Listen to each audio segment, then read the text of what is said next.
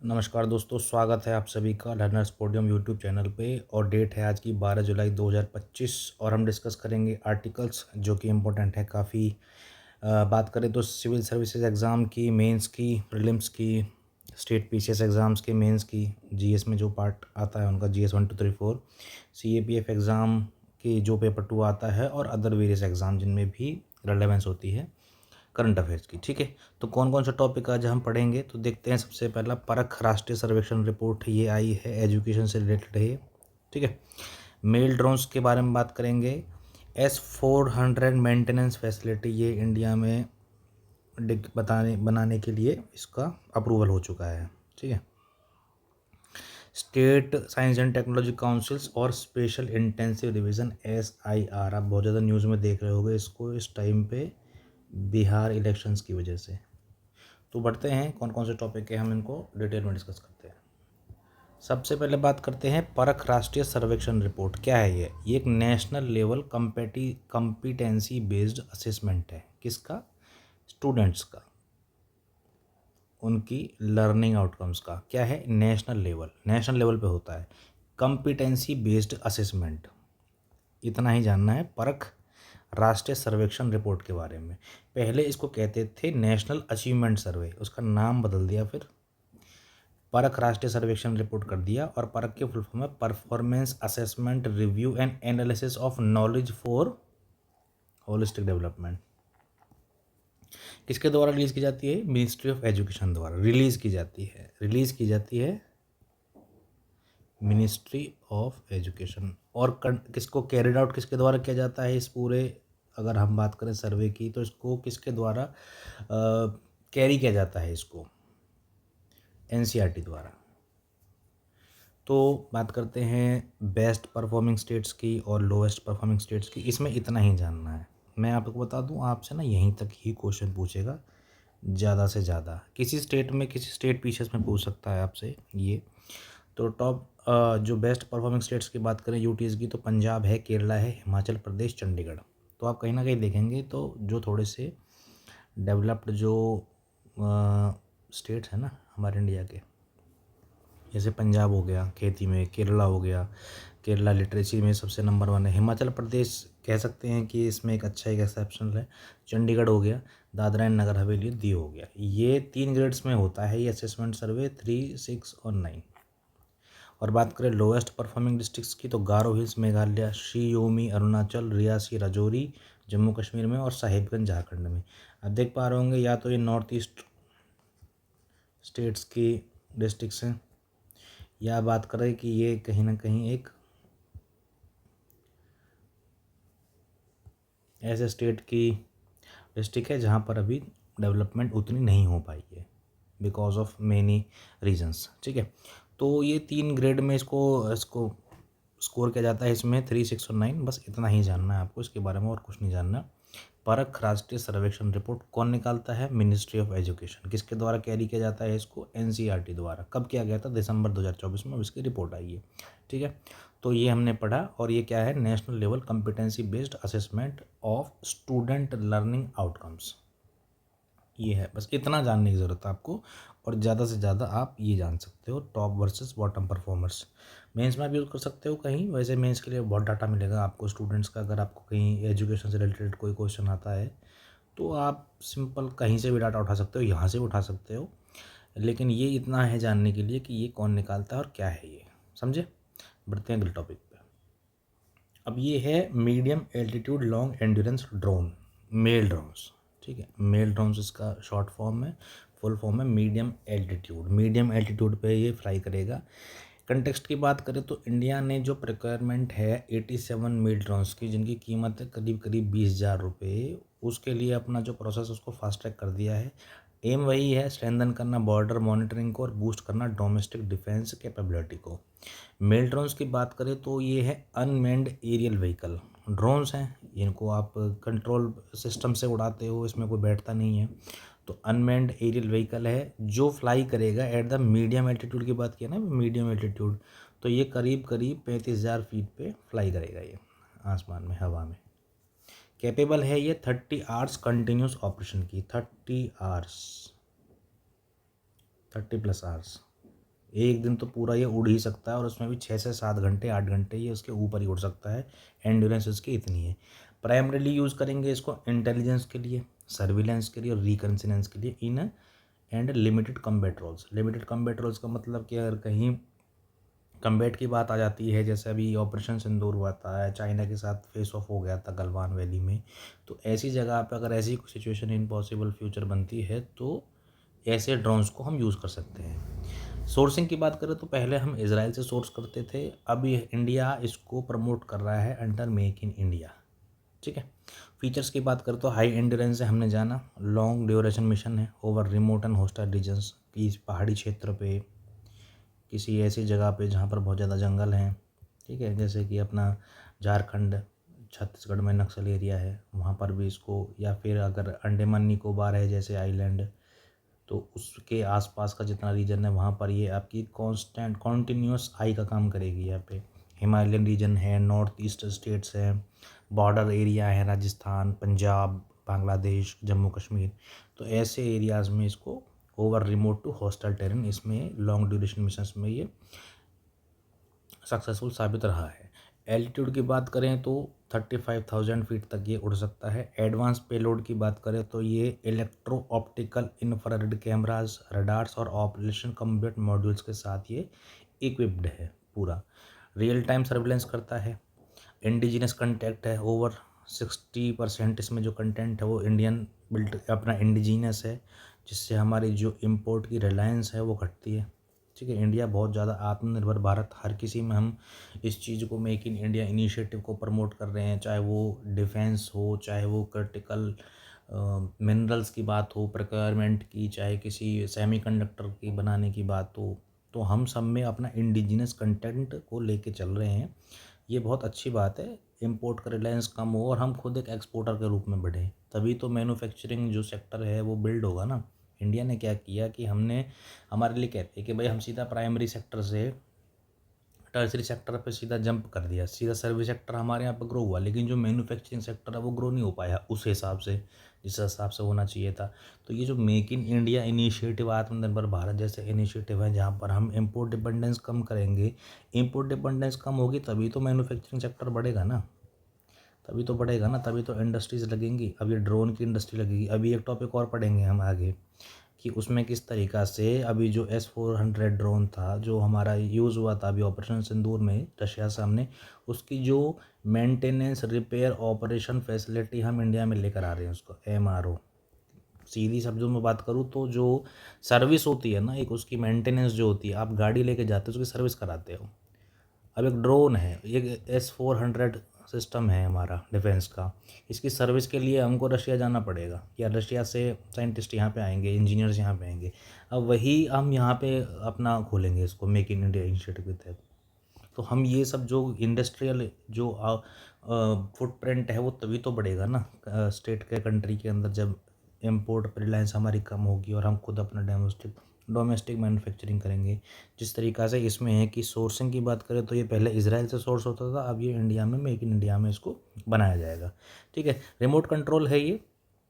और यूज़ उसकी बात करें तो बॉर्डर मॉनिटरिंग पे बात होगा, पाकिस्तान चाइना मेरीटाइम बाउंड्री, जैसे मैंने बताया आपका अंडमान निकोबार स्ट्रेटेजिक हमारे लोकेशन है, इसके बारे में हमने अभी पढ़ा भी था, ग्रेट निकोबार प्रोजेक्ट के बारे में। आप पिछली प्रीवियस वीडियोज़ में जाके देखना उसको।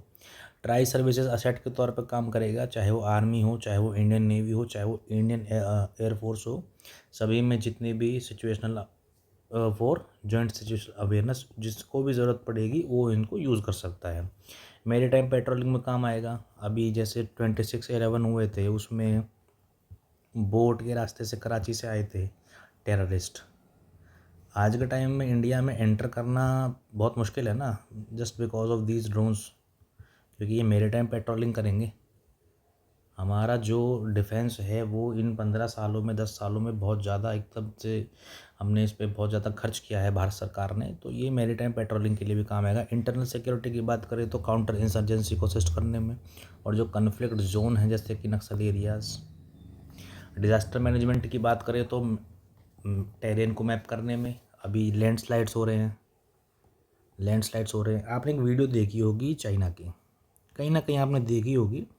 तो वहाँ पर अभी क्या हुआ था कि ऐसे फ्लड आया था ना किसी रीजन में, तो एक व्यक्ति डूब रहा था वहाँ पे रिवर के अंदर, तो उसको ड्रोन बचा के लेकर आया था। मतलब ऑफ कोर्स उसको कोई कंट्रोल कर रहा होगा बैठ के कहीं पे, लेकिन उसने वहाँ से अपनी रस्सी जो नीचे फेंकी और उस जो व्यक्ति था जो नीचे वो डूब रहा था उसने पकड़ी और ड्रोन उसको निकाल के ले गया। अपनी वीडियो सर्च करना है ये। तो इस तरीके से डिजास्टर मैनेजमेंट में भी तो रेस्क्यू ऑपरेशन में भी तो काम आ सकता है ना, ड्यूरिंग फ्लड्स अर्थक्वेक्स, सामान पहुँचाने में। मल्टीपर्पस यूज़ की चीज़ें हैं ये, आप सिर्फ इनको डिफेंस में ही मत देखिए, ये डिज़ास्टर मैनेजमेंट में भी काम आ सकते हैं। ठीक है, तो ये है डिफेंस रेडनेस को इम्प्रूव करेगा ये constant I in the sky matter की बात करें अगर, वाइड ड्रोन्स मैटर कट करेगा ये फॉरेन डिपेंडेंस को रिड्यूस करेगा, need for costly imports for building local by building local capability. हम अपने यहाँ पे मेक इन इंडिया इनिशिएटिव की हमने पीछे बात की अभी, और जो हमारे डिफेंस मैन्युफैक्चरिंग है उसको बूस्ट करेगा। आप ना न्यूज़पेपर उठाओगे ना, जब से मतलब इन दीज डेज ऑपरेशन सिंदूर के बाद से कहीं ना कहीं जो इंडिया के जो जितने भी हमारे इक्विपमेंट्स हैं ना आर्म फोर्सेस के डिफेंस के, उनकी जो डिमांड है ना मार्केट में बहुत ज़्यादा बढ़ चुकी है। क्योंकि मैं देखता रहता हूँ, मैंने अभी बीच में ना पढ़ा दिया था अपना जो डिफेंस मैन्युफैक्चरिंग का जो टॉपिक था ना हमारा डिफेंस एक्सपोर्ट का, वो मैंने पढ़ा दिया था, इसलिए मैं बार बार उसको ऐड नहीं करना चाह रहा। वरना बहुत सारी कंट्रीज़ हैं अभी साउथ ईस्ट एशिया में, अफ्रीका में, अमेरिकाज़ में, साउथ अमेरिका में मतलब, तो उसमें क्या है कि हमारी जो नीड है ना उन देशों की बहुत ज़्यादा बढ़ गई है कि आप हमको, डिमांड जो है बहुत ज़्यादा बढ़ गई है कि आप हमको एक्सपोर्ट कीजिए, सप्लाई कीजिए। चाहे वो ब्रह्मोस हो, मैंने ब्राज़ील के बारे में तो बताया था ना कि ब्राज़ील बोल रहा है कि अब आप हमको अग्नि मिसाइल प्रोवाइड कीजिए और अपना ब्रह्मोस मिसाइल प्रोवाइड कीजिए। तो ये इस चीज़ से तो होगी ना डिफेंस मैन्युफैक्चरिंग बूस्ट। तो ये सपोर्ट करता है आत्मनिर्भर भारत को, push for indigenous drone ecosystem हमारा अपना होना चाहिए ना, और हमारे अपने हैं भी बहुत सारे इंडिजीनियस ड्रोन इकोसिस्टम सिस्टम्स जो हैं। ठीक है, तो इसलिए ज़रूरी हो जाते हैं ये ड्रोन्स। बात करें मेरीटाइम पेट्रोलिंग की, मॉनिटरिंग की, डिज़ास्टर मैनेजमेंट की, इंटरनल सिक्योरिटी की, और जो हमारे कुछ एरियाज़ हैं बॉर्डर एरियाज़ जिन पे सेंसिटिव बॉर्डर एरियाज़ हैं उन पे वॉच के लिए एक कांस्टेंट आई की ज़रूरत होती है। तो ऐसी ड्रोन्स की और इस टेक्नोलॉजी की ज़रूरत काफ़ी बढ़ जाती है। ठीक है, तो ये हमने पढ़ा इसके बारे में, किसके बारे में, medium altitude long endurance drone, male drones. अगर आपसे कहीं भी क्वेश्चन आ जाता है प्रीलिम्स के अंदर और मेंस के अंदर आप आ जाता है, तो मैं तो कहता हूँ कि बिल्कुल सीधा यहाँ से कॉपी करके पेस्ट कर देना वहाँ पे। फीचर्स क्या है, कंटेक्स्ट क्या है और यूजेस क्या है और मैटर क्यों करता है, 150 वर्ड से ऊपर का यहाँ पे आएगा नहीं, आप सीधा लिखिए बेझिझक होगे। ठीक है, बढ़ते हैं अगले टॉपिक पे। देखो ये मैं बता रहा था आपको कि जो S-400 ट्रायम्फ ये सिस्टम है ना मिसाइल सिस्टम, इसके बारे में हमने बात की थी अभी पिछले टॉपिक में कि इसका जो मेंटेनेंस, रिपेयर और ओवरहॉल फैसिलिटी है ना वो इंडिया में बनेगी। अब ये क्या है, ये इसने जितने भी एरियल अटैक्स हुए थे ना पाकिस्तान की तरफ से सबको काउंटर किया था इसने, एक भी इंडिया के अंदर नहीं पहुंच पाई थी वो मिसाइल। तो कौन है इसको मैन्युफैक्चर करता है, S-400 ट्रायम्फ मिसाइल सिस्टम को रशिया का एल्माज एंटी कंपनी है वो इसको मैन्युफैक्चर करती है। इंडिया ने 5 ऑर्डर किए थे, 3 आ चुके हैं, 2 आएंगे 2026 और 27 तक। इससे पहले क्या होता था कि मैन्युफैक्चरिंग अगर बात करें मेंटेनेंस की तो ये वहीं पे होते थे इसकी मेंटेनेंस। ठीक है, इसकी जो मेंटेनेंस थी वो वहीं पे होती थी। लेकिन अभी हमारी डील हुई है रशिया एल्माज एंटी के और इंडियन फर्म्स के कि हम एक एस्टेब्लिश करेंगे एक फर्म। ठीक है, किसके लिए, मेंटेनेंस के लिए, रिपेयर के लिए और ओवरहॉल के लिए, फैसिलिटी के लिए, ओवरऑल फैसिलिटी के लिए फॉर द S-400 सिस्टम। इससे क्या होगा, जो डिपेंडेंस है ना फॉरेन एंटिटीज़ की मेंटेनेंस के लिए और रिपेयर के लिए वो कम होगी, वो कम होगी। बताया जैसे कि ऑपरेशन सिंदूर में इसका यूज़ हुआ था पाकिस्तान ड्रोन्स को और मिसाइल फायर को ट्रैक डाउन करने के लिए। तो ये पहले भी ये प्लान कर रहे थे एस्टेब्लिश करने का एमआरओ फैसिलिटी, लेकिन जब से ऑपरेशन सिंदूर हुआ है उसके बाद से थोड़ी सी फास्ट ट्रैक हो गया ये प्रोसेस, और ये अभी रिसेंट में इसको इसी साल में इसको एस्टेब्लिश करने की बात की गई है।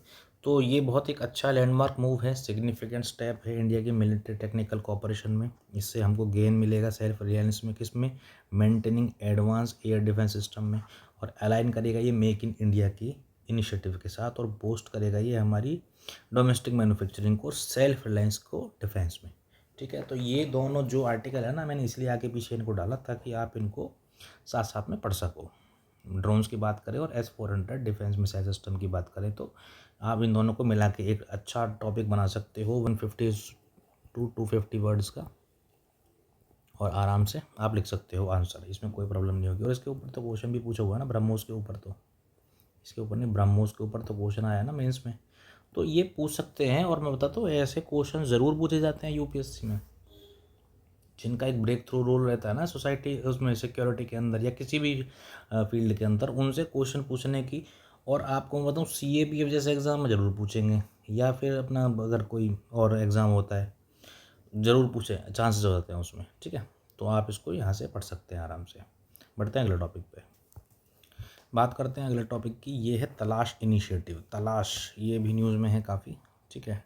ट्राइबल स्टूडेंट्स की बात है इसकी, जहाँ पे भी बात हो जाती है तो वो टॉपिक अपने आप में इम्पोर्टेंट हो जाता है, क्योंकि हमारे कंट्री के वल्नरेबल सेक्शंस हैं ये। अगर इनकी इम्प्रूवमेंट की, डेवलपमेंट की कोई बात होती है तो वो टॉपिक अपने आप में ही यूपीएससी का फेवरेट हो जाता है, मान के चलिए आप इस चीज़ को। तो तलाश इनिशिएटिव है क्या? तलाश स्टैंड्स फॉर ट्राइबल एप्टीट्यूड। देखो ये ना शब्दों को पकड़ो यहाँ पे, tribal aptitude, life skills and self esteem hub. Aptitude को बिल्ड करेंगे प्रॉब्लम सॉल्विंग में, लाइफ स्किल्स देंगे इनको, ठीक है, और self esteem, confidence boost, moral boost, ये सब चीज़ें इसका कहीं ना कहीं इनिशिएटिव का एम है। अगर आप इन शब्दों से समझ पा रहे हैं तो tribal aptitude, life skills and self esteem hub, समझे क्या है ये? एक नेशनल इनिशिएटिव है, फोकस करता है किस पे? All round growth, all round growth. अब ये बात करेंगे कौन कौन सी वो ऑल राउंड ग्रोथ है। 360 डिग्री अप्रोच, ठीक है, all round growth of tribal students. Focus करता है ये जो एकलव्य मॉडल रेजिडेंट स्कूल्स के स्टूडेंट्स हैं ना, जो ट्राइबल स्टूडेंट्स के लिए ओपन किया गया था एकलव्य मॉडल रेजिडेंशियल स्कूल, जहाँ पर उनको रहने, पढ़ने, सब चीज़ की सुविधा एक ही जगह पर मिलेगी, उन स्टूडेंट को सपोर्ट करता है। किस में सपोर्ट करता है? सेल्फ अवेयरनेस में, लाइफ स्किल्स को बिल्ड करने में, और कैरियर में क्लैरिटी मिले आपको कि आपको करना क्या है लाइफ के अंदर, उन सब चीज़ों में हम पढ़ेंगे इसके फीचर्स में।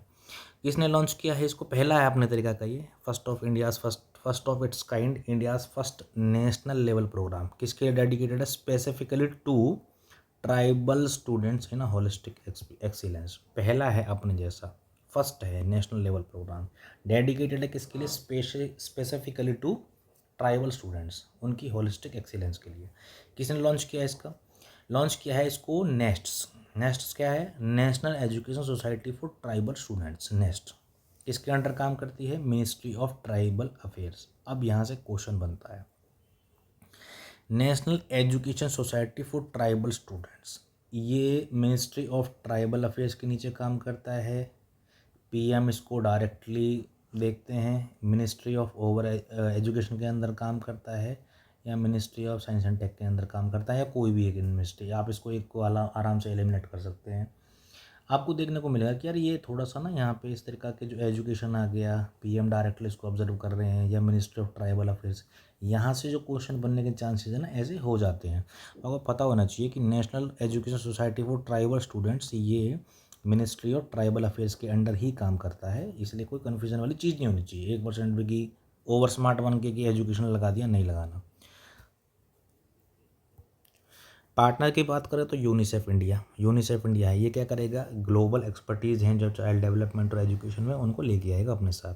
यहाँ से भी एक क्वेश्चन बन सकता है, तलाश इनिशिएटिव पूछ लेंगे आपको, हो सकता है आपको मिनिस्ट्री पता हो, यहाँ डाल दें यूनेस्को, यूनिसेफ, UNWHO, या कुछ भी आपको डाल दें आपको इसमें ऑप्शन में, ताकि आपको कन्फ्यूजन क्रिएट हो जाए। यहाँ पे तो पता होना चाहिए यूनिसेफ इंडिया, समझे। कौन बेनिफिट करेगा इससे? तो 1,38,000 स्टूडेंट्स हैं जो एनरोल कर रहे हैं किसमें? Eklavya model school residential schools में, ठीक है। कवर करेगा स्टूडेंट्स को अक्रॉस 28 से 8 union territory, making it truly a pan India programme की बात कर रहे हैं। 360 डिग्री अप्रोच नेशन वाइड और स्टूडेंट वाइज और उनके career wise, self awareness, life skill, career clarity, ठीक है। फीचर्स की बात करते हैं तो साइकोमेट्रिक असेसमेंट करेगा ये, किसके ऊपर? NCERT का एक तमन्ना फ्रेमवर्क है। क्या प्रोवाइड करेगा? प्रोवाइड करेगा एक एप्टीट्यूड टेस्ट। क्या आइडेंटिफाई करने के लिए कि हर एक स्टूडेंट की स्ट्रेंथ क्या है और इंटरेस्ट क्या है। अब कोई स्टूडेंट है, उसका इंटरेस्ट है आर्ट में, एक का है साइंस में, एक का है मैथ में, एक का है फिज़िक्स में, मतलब साइंस में आप मतलब केमिस्ट्री मान लो इस चीज़ को, ठीक है, साइंस ना मान के, एक का है बायोलॉजी में या एक का है अपना म्यूज़िक में। तो आइडेंटिफाई करेगा हर एक स्टूडेंट की स्ट्रेंथ को और इंटरेस्ट को, ठीक है। इंटरेस्ट आपका क्या है, म्यूज़िक में है आपका इंटरेस्ट, क्रिकेट में है आपका इंटरेस्ट, और फिर जनरेट करेगा कैरियर कार्ड्स। जैसे एक आइडेंटिटी कार्ड होता है ना, या फोटो होता है या नाम होता है, इसी तरीक़ा से एक कैरियर कार्ड होगा, उसको जनरेट करेगा with customised career suggestion. Customised मतलब कि आप जिस फील्ड में एक्सपर्टी हो सकते हैं, आपके इंटरेस्ट और स्ट्रेंथ को देखते देखते उसी हिसाब से वो आपको जो कार्ड है वो बनाया जाएगा। ए का इंटरेस्ट है फिजिक्स पढ़ने में और अपना म्यूज़िक में भी है और क्रिकेट में भी है, और बी है उसका इंटरेस्ट है केमिस्ट्री में, उसका इंटरेस्ट है हिस्ट्री पढ़ने में, और उसका इंटरेस्ट है बैडमिंटन खेलने में। तो इसी तरीक़ा के कस्टमाइज्ड कार्ड बनाए जाएंगे for career suggestions. Career counselling होगी, हेल्प करेगा स्टूडेंट को कि आप अपने एस्पिरेशनल स्ट्रेंथ्स के साथ मिलकर आपको हेल्प की जाएगी, सपोर्ट किया जाएगा well informed realistic career choice में। समय के हिसाब से कोई बोलना चाहे कि मेरे को तो वो चीज़ करनी है जो अब नहीं है उसका इतनी एग्जिस्टेंस या उसकी वैल्यू, तो उनको रियलिस्टिक कैरियर चॉइस की बात की जाएगी। उनकी लाइफ स्किल्स दी जाएंगी, self esteem building, communication modules बनेंगे, कम्युनिकेशन पे, बात करने पे, इमोशनल इंटेलिजेंस को डेवलप करने में, प्रॉब्लम सॉल्विंग को डेवलप करने में।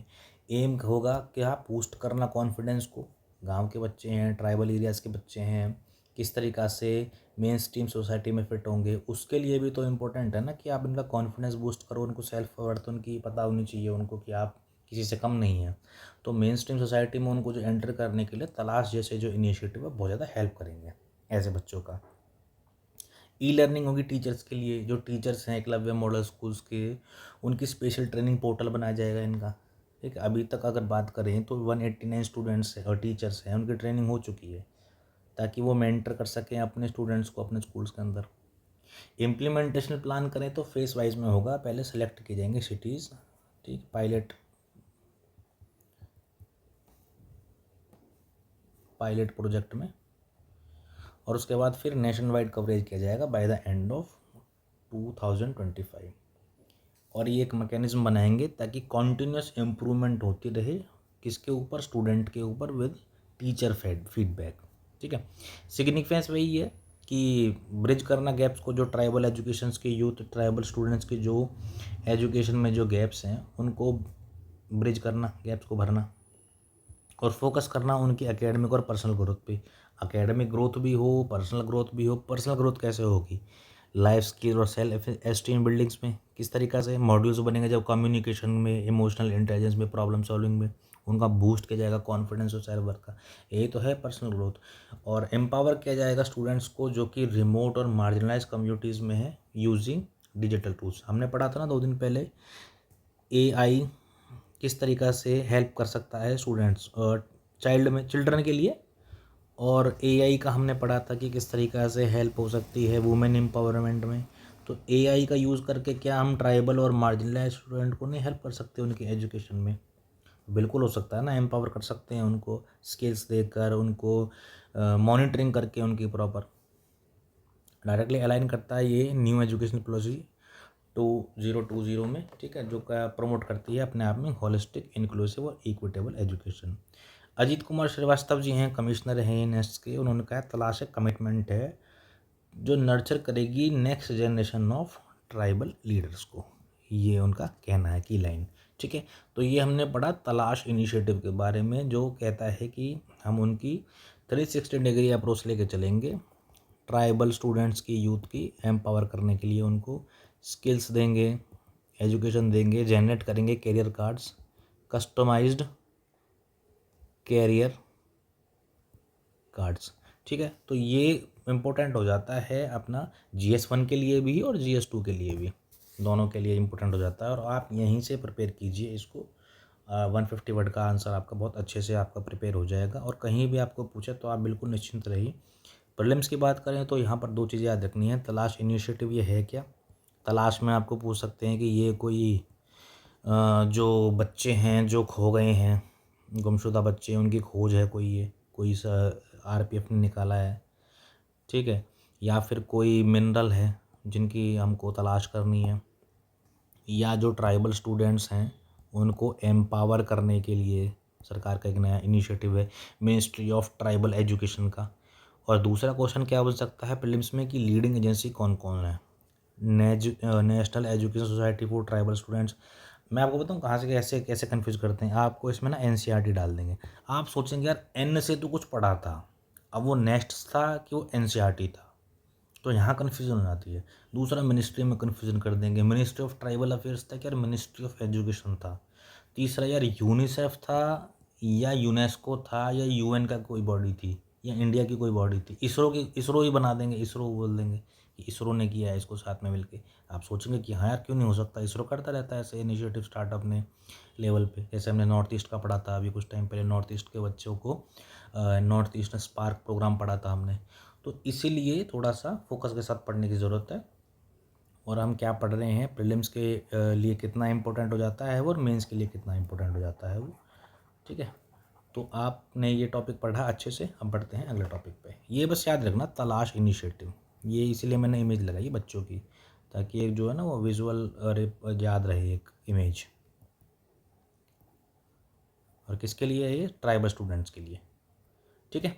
बढ़ते हैं अगले टॉपिक पे। अगला टॉपिक है state science and technology councils के बारे में एक रिपोर्ट है। नीति आयोग ने एक स्ट्रेटेजिक रिपोर्ट निकाली है जिसका नाम है road map for strengthening state science and technology councils, SNT councils, ठीक है। एसएनटी काउंसिल्स के बारे में एक रिपोर्ट निकाली है, रिपोर्ट निकाली है एक road map for strengthening SNT state SNT councils, ठीक है। एम क्या है इसका, बूस्ट करना डिसेंट्रलाइज्ड इनोवेशन। अब मुझे एक बात बताइए, इंडिया और इंडिया के 28 स्टेट्स 8 यूनियन टेरिटरी, और बात करें और भी चीज़ों की, ठीक है, जोग्राफिकल टेरेन वगैरह की सबकी, अगर हम एक नेशनल पॉलिसी बनाएं सभी स्टेट्स की, ठीक है, कहीं ना कहीं वो एक चैलेंजिंग टास्क हो जाता है, क्योंकि स्टेट्स हैं सबकी अपनी अपनी अलग जोग्राफी है, अपनी अपनी इकोनॉमिक नीड्स हैं, अपनी दूसरे प्रकार की इंडस्ट्रियल नीड्स हैं, ठीक है।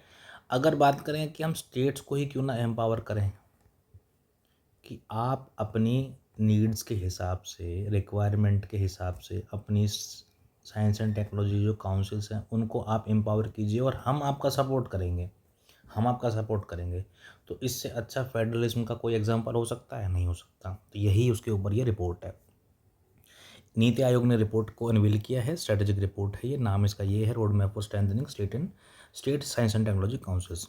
एम की बात करें, एम क्या है, बूस्ट करना डिसेंट्रलाइज इनोवेशन, लिंक करना नेशनल साइंस पॉलिसी को लोकल नीड्स के साथ। ये तो पॉसिबल हो सकता है ना, बिना स्टेट की हेल्प के, मतलब ये चैलेंजिंग टास्क हो जाएगा ना अपने आप में बहुत बड़ा, तो स्टेट को आना पड़ेगा ना।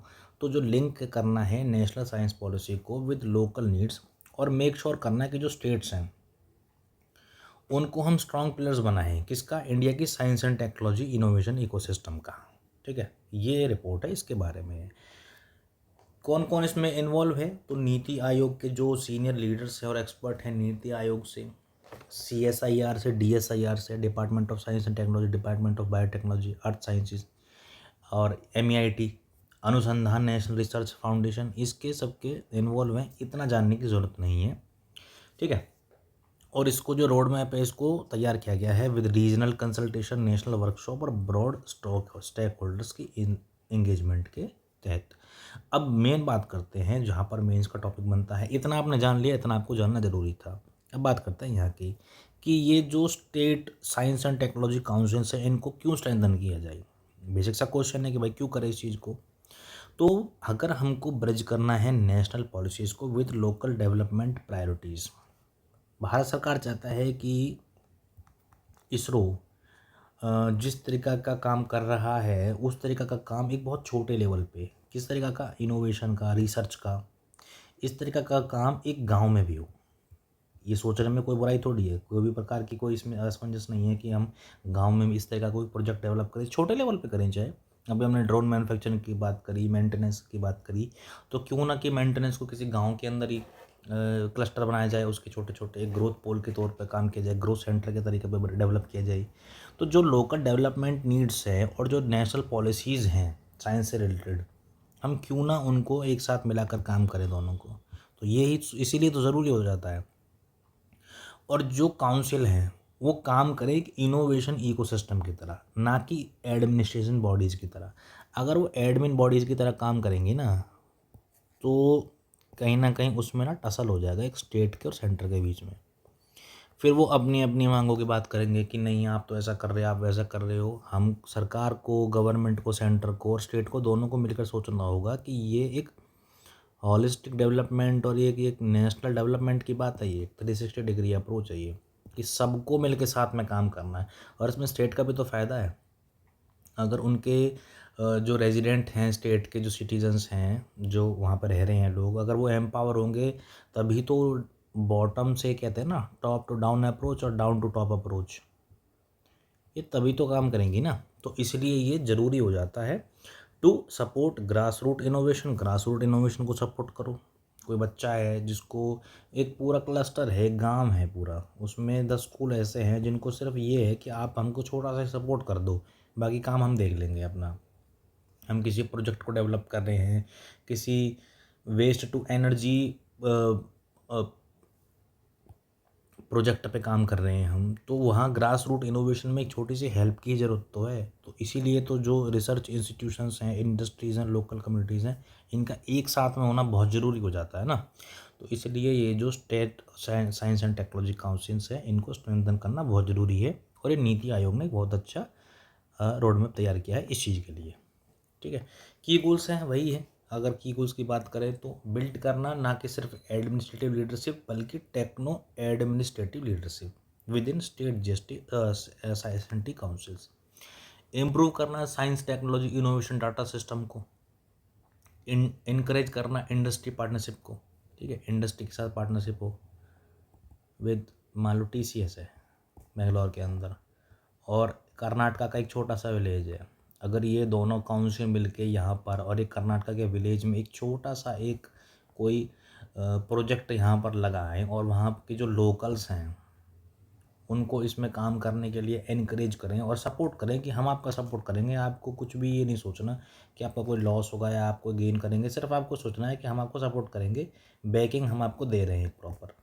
TCS और साइंस एंड टेक्नोलॉजी काउंसिल, तो इंडस्ट्री का कोलैबोरेशन हुआ ना स्टेट के अंदर या झारखंड के अंदर, जहाँ पर अभी भी बहुत ज़्यादा रूरल एरियाज़ हैं, फॉरेस्ट एरियाज़ हैं, ट्राइबल एरियाज़ हैं। अभी हमने बात तो की पीछे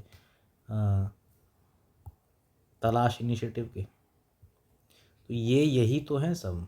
इन सबको अगर आप इकट्ठा जोड़ के देखो, आप इनको कंपाइल करके एक अपनी सोच को डेवलप करो कि हम जो बात कर रहे हैं ना, वो सब एक दूसरे से इंटरलिंक्ड ही तो हैं।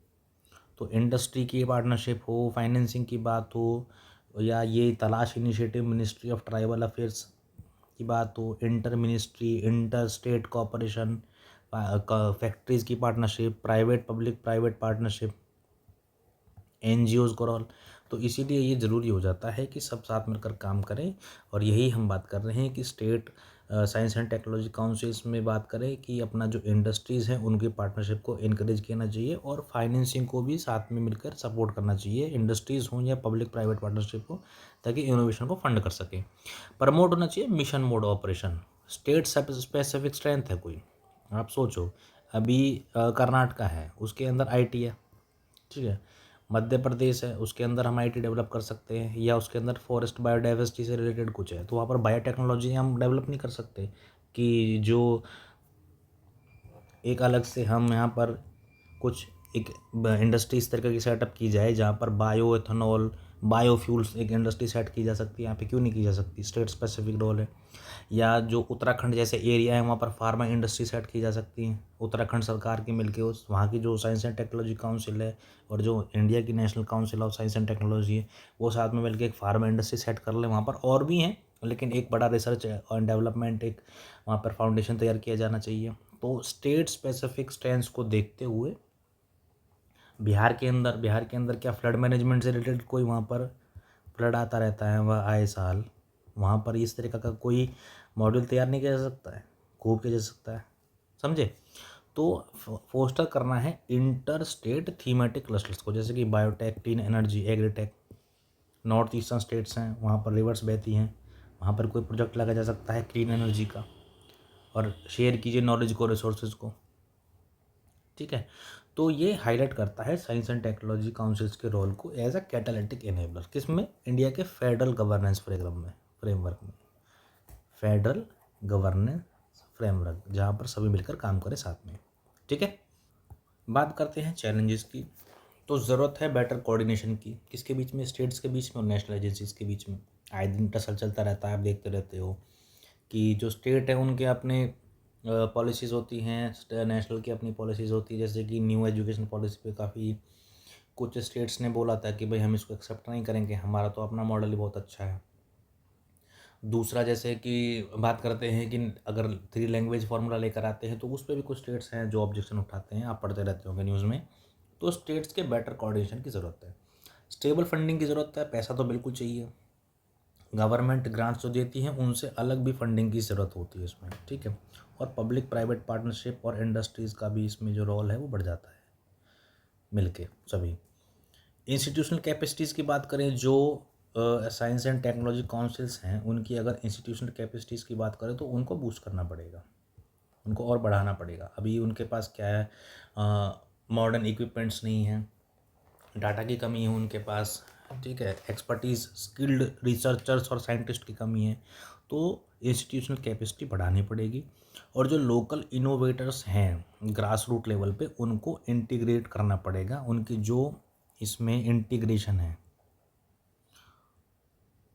ठीक है, उसको बढ़ाना पड़ेगा, यहाँ पे इंक्रीज़ करना पड़ेगा, ठीक है, वो भी आए कि इसमें सब में काम करें। वे फॉरवर्ड की बात करते हैं तो इंस्टीट्यूशनल ऑटोनॉमी को बढ़ाना पड़ेगा कि भाई इसमें कोई बाद में ये ना हो कि आप हमारे ही हिसाब से काम करो। अगर कोई इंस्टीट्यूशन चाहता है कि हम अपने हिसाब से रिसर्च करना चाहते हैं तो उसको ऑटोनॉमी मिलनी चाहिए ना। और मॉडर्न टूल्स, डाटा कैपेबिलिटीज़ और स्किल्ड लीडरशिप को बढ़ाना चाहिए, जैसे हमने इंस्टीट्यूशनल कैपेसिटी की बात करी। कोऑपरेटिव नेटवर्क सेटअप होना चाहिए स्टेट्स के बीच में, ताकि जो चैलेंजेस हैं उनको साथ में मिलकर उसको टैकल किया जा सकता है। और एक रोड मैप तैयार किया जाना चाहिए जो क्या करेगा, जो रूटेड इनोवेशंस हैं जो नहीं आ पा रहे हैं मेन स्ट्रीम इंडिया के लेवल पे, उनको हम एक यूज़ कर सकें ताकि ट्रांसफॉर्मेटिव गोल्स को हम अचीव कर सकते हैं, इंडियाज़ नेशनल और स्टेट्स, ठीक है, ट्रांसफॉर्मेटिव गोल्स। तो ये बहुत ज़रूरी हो जाता है अगर ये ऐसी चीज़ें, तो यही तो सपोर्ट करती है फेडरल गवर्नेंस को, टॉप टू डाउन अप्रोच को या डाउन टू टॉप अप्रोच को, ठीक है। ग्रास रूट लेवल से अगर हम नीचे से जा रहे हैं ऊपर की तरफ तो ये बहुत ज़्यादा ज़रूरी हो जाता है ना ऐसे। और भारत फिर अपना मेक इन इंडिया इनिशिएटिव है, आत्मनिर्भर भारत है, और अपनी इंडिया के जो science and technology innovation policies है उसमें भी ये कारगर साबित हो सकती है। तो ये बहुत अच्छा इनिशिएटिव लिया है नीति आयोग ने। तो अगर आपसे कभी क्वेश्चन पूछ ले किसका है ये स्टेट काउंसिल का, तो नीति आयोग का है, ठीक है। बढ़ते हैं अगला टॉपिक पे। तो इसके बारे में पढ़ रहे होगे आप, आए दिन न्यूज़पेपर में आर्टिकल्स छप रहे हैं इलेक्शन कमीशन के लिए, हर कोई इलेक्शन कमीशन को सलाह दे रहा है ये करो वो करो। तो हो क्या रहा है ये भी तो जानना ज़रूरी है कि हुआ क्या है।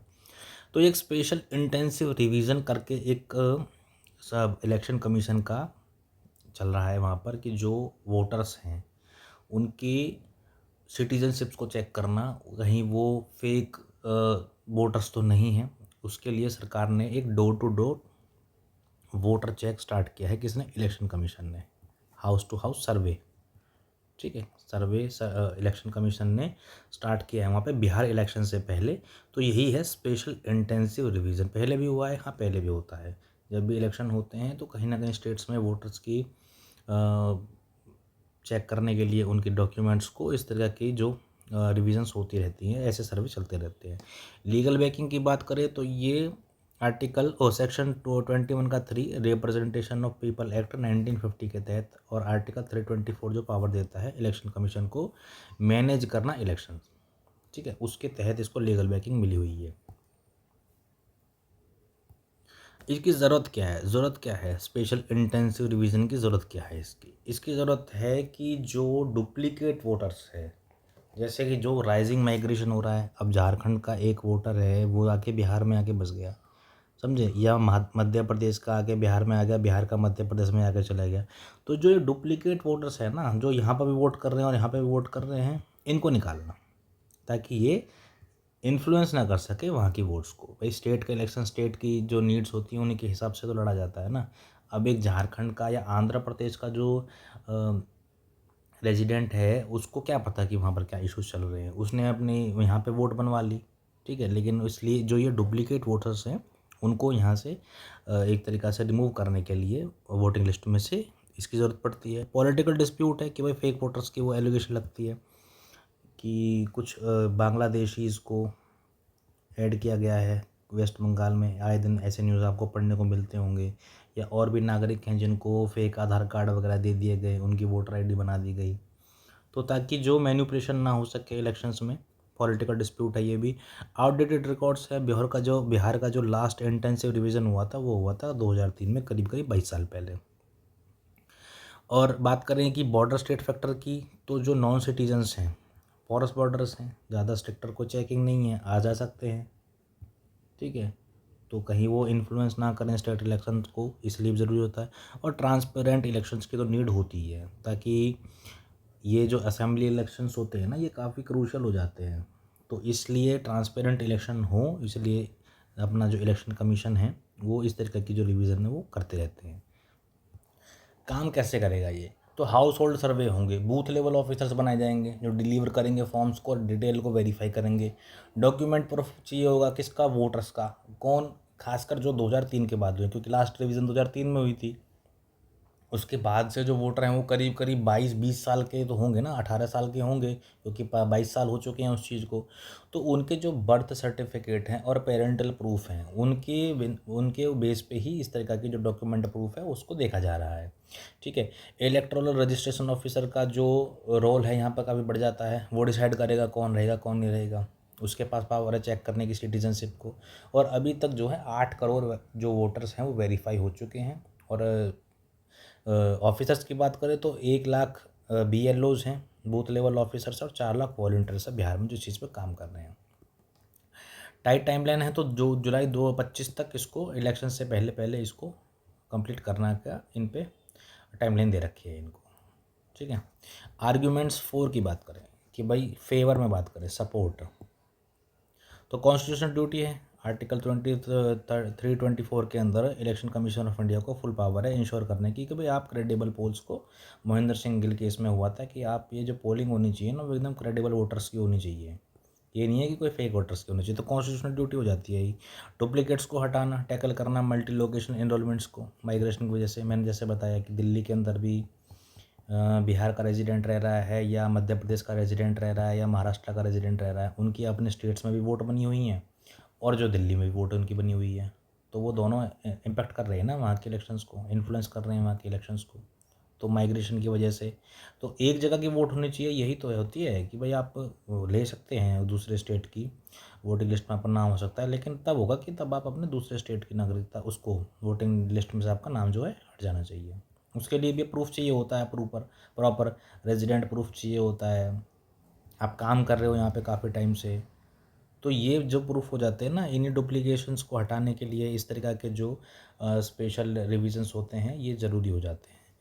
एग्ज़ाम्पल पास्ट में भी हुए हैं ऐसे 1950 से। अभी मॉडर्न चेक्स की बात करें तो डिजिटल टूल्स का इस्तेमाल होगा, photos, face recognition technology, photos, GPS, ताकि एरर कम से कम हो सके, ऑथेंटिक काम हो सके। और ओवर प्रोसेस है ये, बूथ लेवल एजेंट्स हैं ये। पॉलिटिकल पार्टीज़ खुद भी अपना बूथ लेवल एजेंट अपॉइंट कर सकती हैं वेरिफिकेशन को देखने के लिए। अब बात करें इसके खिलाफ क्यों है, इसके खिलाफ आपने एक्शन देखे होंगे, आर्टिकल्स काफ़ी छप रहे हैं। तो इसमें क्या इसके खिलाफ क्यों बातें की जा रही है? क्योंकि जो बर्डन ऑफ प्रूफ है ना वो शिफ्ट कर दिया है वोटर की तरफ। भाई आप ला के दो अपना प्रूफ। अब वो अभी देखते हैं कि भाई वो क्या है, गरीब हैं, रूरल पुअर वोटर्स हैं, डॉक्यूमेंट नहीं है उनके पास, अपना वोटिंग राइट खो सकते हैं, समझे। जो सिर्फ वोटर्स हैं 2003 के, उन्हीं के लिए देख रहे हैं, ठीक है। तो कोई क्लियर लीगल रीज़न नहीं है कि आप ऐसा ही क्यों कर रहे हो। वो बताने का तरीका है ना कि भाई हम क्यों अगेंस्ट हैं इस चीज़ के। ग्राउंड लेवल कंप्लेंट्स हैं, किस तरीके के भाई रॉन्ग एड्रेस है, अगर किसी का आधार कार्ड है उस पर गलती से कोई रॉन्ग एड्रेस छप गया तो उसी के बेस पे उसको आप अलग कर रहे हो, ठीक है। सेलेक्टिव टाइमिंग है कि इलेक्शन से पहले ही क्यों आया, इसको बाद में भी कर सकते थे आप इस चीज़ को, तो ये कंसर्न्स उठाता है इस चीज़ पे।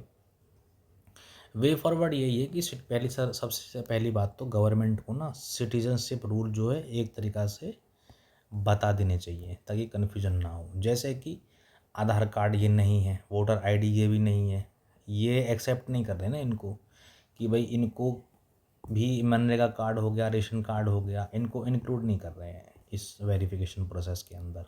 तो बोल रहे हैं आधार कार्ड को इंक्लूड करो, लेकिन आधार कार्ड पे तो साफ लिखा हुआ है ना कि आप अपना आधार कार्ड निकाल कर देखना कि ये प्रूफ नहीं है सिटीजनशिप का, प्रूफ नहीं है ये, ठीक है।